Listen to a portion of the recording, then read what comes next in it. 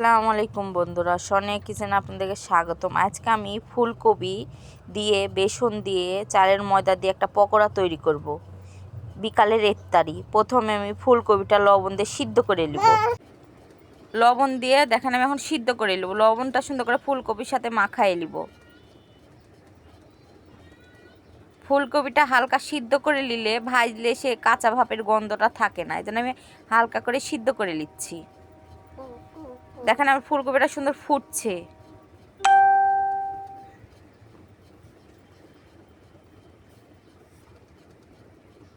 আমি গ্যাসের চুলা এখন অফ করে দেবো। দেখেন আমি ফুলকপিটা সুন্দর করে সিদ্ধ করে নিয়েছি। এখন ঢাকাতে ঢেলে কিছুক্ষণ রেখে দিব। এখন ঢাকাতে ঢেলে কিছুক্ষণ রেখে দেওয়ার পর এখন আমি একটা পাতিলে নিয়ে নিয়েছি। ওর মধ্যে আমি আদা, রসুন, জিরের গুঁড়ে, মরিচের গুঁড়ে, হলুদের গুঁড়ে, লবণ দিয়ে এখন আমি সুন্দর করে হাত দিয়ে আগে মাখাই নেবো। মশলাটা সুন্দর করে ফুলকপির সাথে আমি মাখাই নেবো। বেশি জোরে জোরে মাখাবো না, তাহলে ফুলকপির ফুলগুলা সুন্দর করে ভর্তা হয়ে যাবে। এখন আমি বেসন দিয়ে দিলাম, চালের গুঁড়া দিয়ে দিলাম। চালের গুঁড়া এই কারণে দিলাম যে ফুলকপির পকোড়াটা খেতে মচমচা হবে। আমি এখন কর্নফ্লাওয়ার দিয়ে দিব।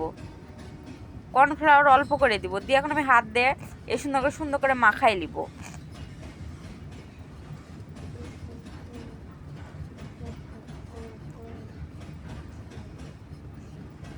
এখন আমি সামান্য পানি দিয়ে দিলাম। পানি দিয়ে আবার মাখাই নিব। পানি না দিলে সুন্দর করে মাখানো যাবে না।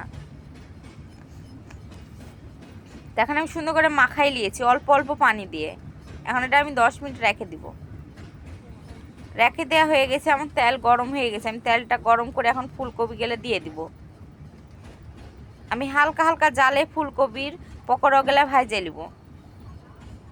হালকা হালকা জাল দিলে মচমচে হবে।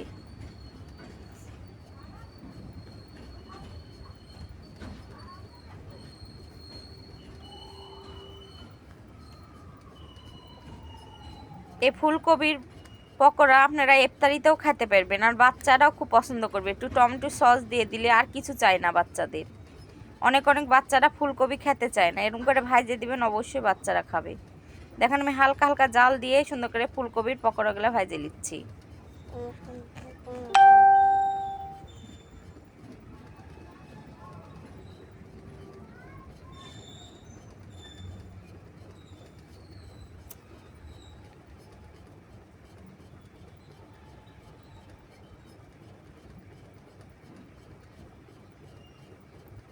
আমি বেশি জোরে জাল দিব না।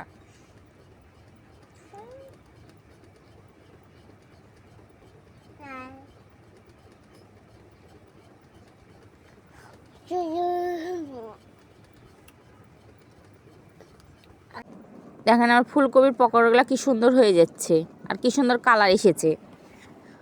লাল লাল কালার হয়েছে, আরও কালার হবে।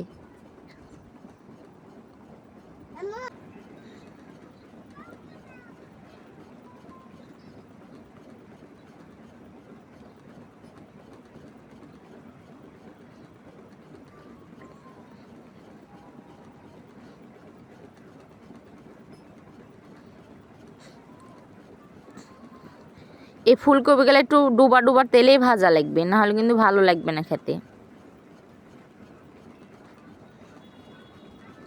দেখেন আমার ফুলকপির পকোড়াগুলো হয়ে গেল, কি সুন্দর মচমুচা হয়েছে। এখন আমি বাদ বাকি ফুলকপিগুলো ভাজে নেব।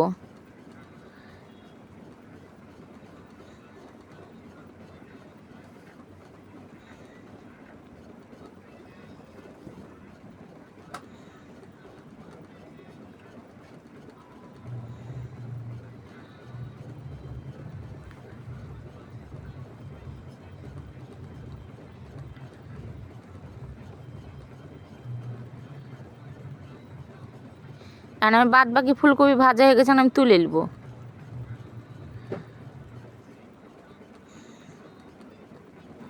আর ফুলকপির পকোড়া হয়ে গেছে। এদিকে আমি পোলাও রান্না করে নিয়েছি। দেখেন সাদা পোলাও রান্না করেছি, বেগুন ভেজেছি, ফুলকপির পকোড়া করেছি। ফুলকপির পকোড়াগুলো কি সুন্দর হয়েছে দেখেন।